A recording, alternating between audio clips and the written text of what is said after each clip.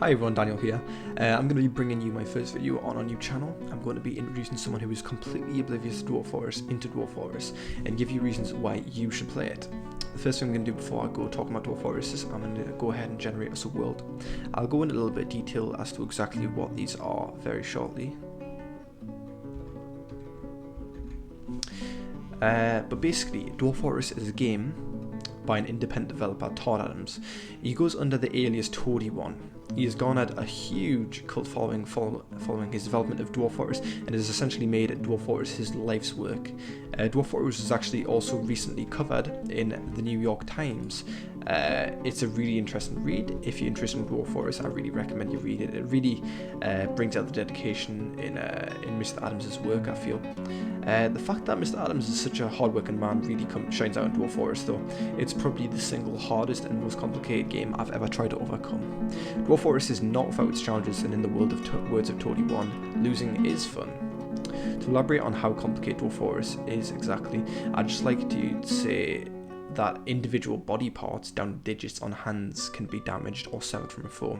Then someone can be beaten to death with the severed limb. And I think that's quite impressive, really. I could really drone on about how complicated and deep Dwarf Fortress is, but I can't honestly do it any justice without rambling for several hours, so I'll try and sum up what exactly the game is about.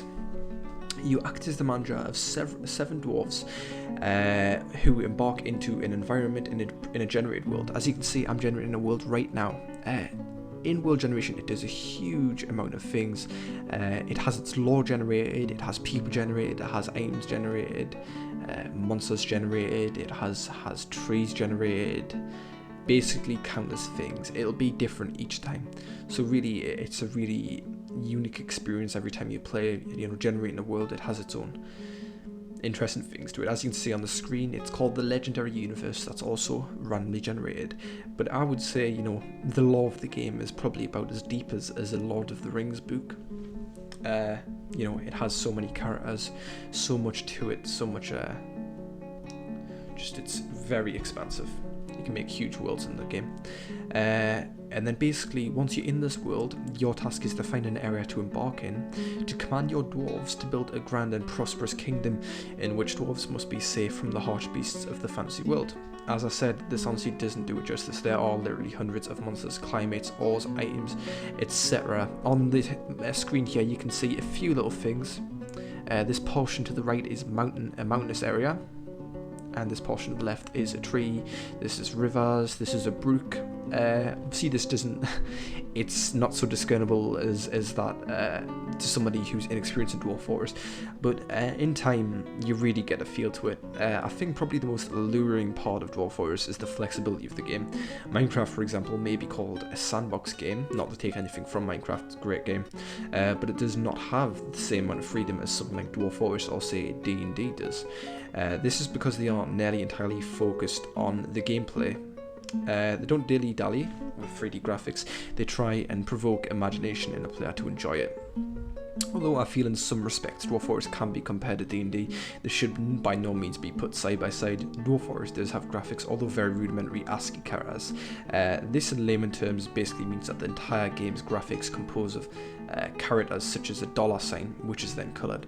Luckily there are alternatives to the ASCII characters. As you can see on my screen, this is not ASCII. This is what they call a graphical tile set.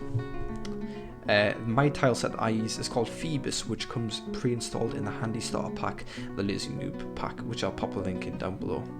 Why should you play it though? Well, I hope I've provided a compelling argument as to why to get into the game. I'll also be doing a tutorial series in which we get the grips with the game in the future, as a lot of the Dwarf Fortress tutorials on YouTube at the minute, I feel they're quite lackluster. Not to take anything from them, I very much enjoy Sippy Cup, Captain Duck, probably the most two prominent people who've done tutorials on YouTube, but as well as that, they also aren't the latest version of the game. They are outdated, and Dwarf Fortress has been updated at all times.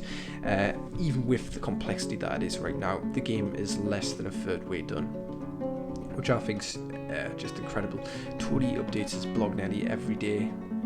It's very enjoyable reading some of the things that it gets up to. Sadly, the game hasn't been updated since, I believe, the 28th of March. It's currently version 31.25, which, you know, as soon as it gets to version 1, that's when it'll be finished. So it's, like I said, it's not even a third of the way done, which really says a lot to what Tony wants to implement. He's really pushing it with this. But yeah, if you're interested in me bringing a Dwarf Fortress tutorial in the future, feel free to subscribe to this channel, and if you have any questions or feedback, feel free to comment in the section below. I would love to do a tutorial right now, but it takes a lot of time, and first I need to make sure that people are interested in. I personally love Dwarf Fortress. It's probably one of the best games I've ever played. And even if you're skeptical, you know, you're on the wall about it, you're not very sure, you know, is this game for you? I really think, if nothing else, you should really try it. I really think there's something in it for everyone. Even casual players can find something to enjoying it. But yeah, like I said, just feel free to subscribe and put comments in the section below. Even if people don't want it, even if people don't want a tutorial, I probably will be bringing one in the near future. Because like I said, I do love Dwarf Fortress. Thank you very much for watching. I hope anybody interested in Dwarf Fortress does go and try it out, and I'll catch you guys another time.